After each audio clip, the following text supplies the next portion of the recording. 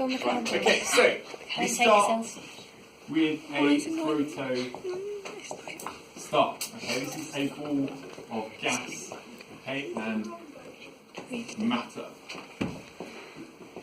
Okay, although we think of space as being particularly empty, there is still stuff just floating around. Okay, all these tiny little particles, okay, of stuff are going to get brought together. And they all attract each other, but then they all come in towards the middle. Okay, what is that force that's putting them together? Gravity. Gravity.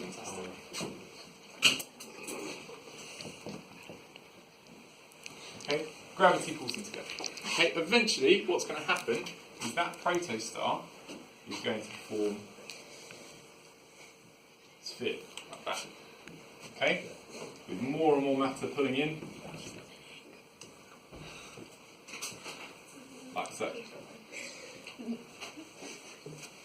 Okay, if we put in enough and we get enough matter going in, these atoms at the middle are going to start to fuse.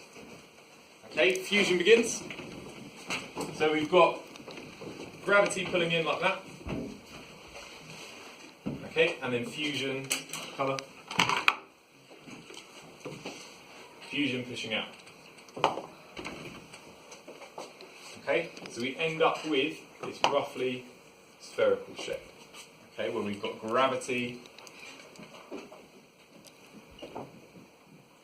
pushing out, and then gravity pulling in, and then fusion pushing out. Okay, the energy is acting equally. Okay, so when we've got that, we're in equilibrium, which is a pretty fancy word.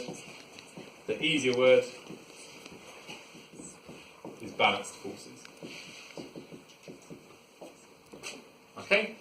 Something's pushing out at the same rate it's pushing in, so we get a nice sphere like that. Okay, it's the same way when you blow up a balloon. Okay, the atmosphere is pushing out. Atmosphere is pushing in at the same time that air pressure is pushing out. Okay, so it stays a nice balanced sphere. Okay, right, we've got two options from here, and these depend on the mass.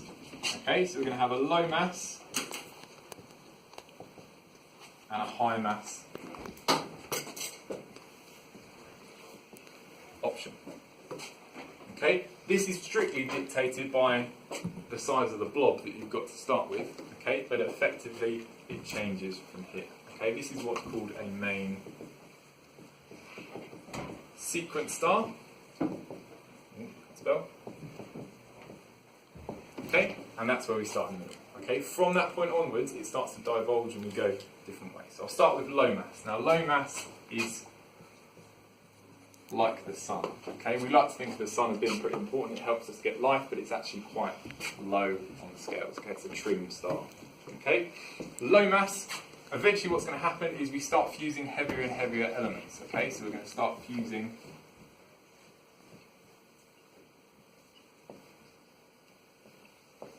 heavier elements. So we're going to go from hydrogen, then to helium, and then so on. Okay, making our way towards iron. Okay, we're going to start fusing heavier elements, so we're going to get more and more energy being given off. Okay, so if the fusion force increases, effectively the stuff that it's made of, the gravity stays the same, what's going to happen to our star? No one wants to be on video, do they? What's going to happen to the star? If the force acting out increases, but the same force is acting in, what's going to happen to our sphere? It's going to expand. It's like you're blowing up, you're putting more air into the balloon. Okay? It's going to expand. It gets bigger. Okay? This is red giant. Okay? It's a giant star because it's big, it's red because that's the wavelength of light that we see coming up. Okay? However, this isn't sustainable. Okay? Eventually it's going to run out of puff. Okay? It's going to run out of energy. So our red giant, okay, then loses its energy and it's going to start to shrink. Okay?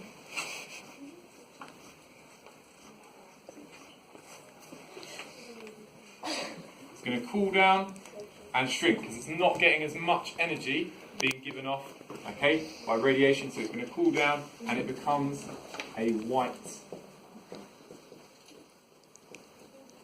dwarf.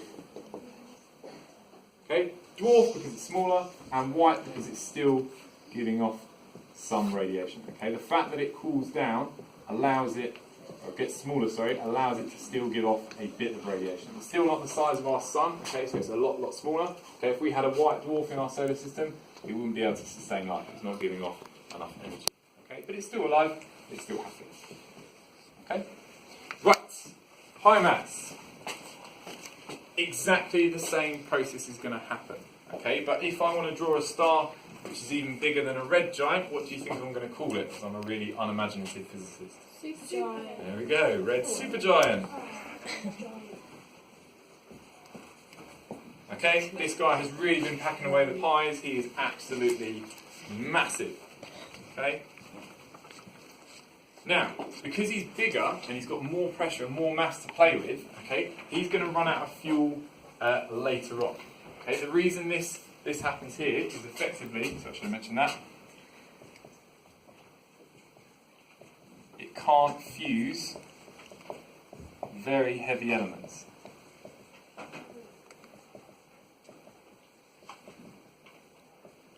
Okay, gets to a point where it's not strong enough to start smashing big elements together, and it goes, oh, I can't do this anymore. Okay, then shrinks down. Okay, just quietly gives up, becomes a white dwarf. Red supergiant, on the other hand, okay, he's been absolutely smashing it in the gym. He's been eating loads, but he's really strong. So he's going to smash very heavy elements together.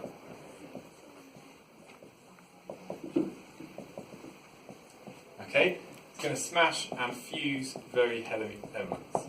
Okay, now, there's going to get a point where these two forces, which are just about in balance, are going to be in imbalance.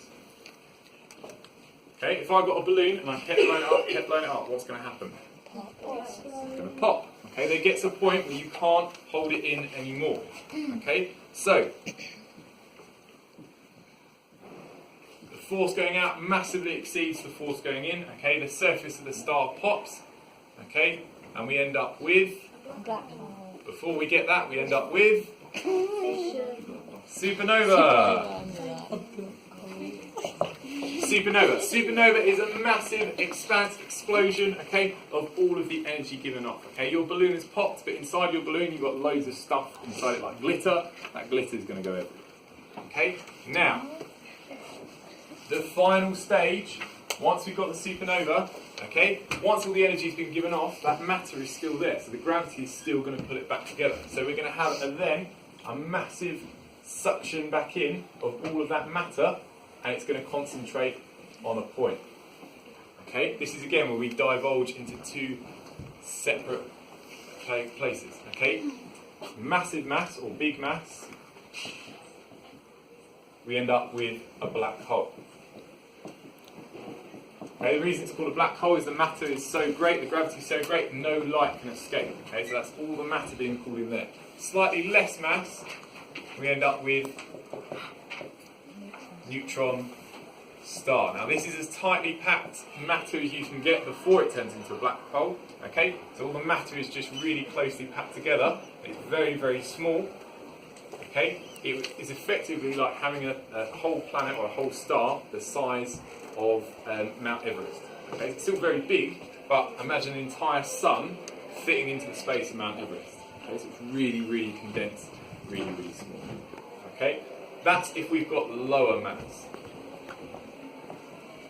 Okay, so really big mass, we go red supergiant, supernova, black hole. Big but not massive, we go to neutron star. Relatively small, like our sun, we go red giant. Okay, runs out of energy, can't fuse anything anymore, becomes a white dwarf. All make sense? Yeah. Fantastic.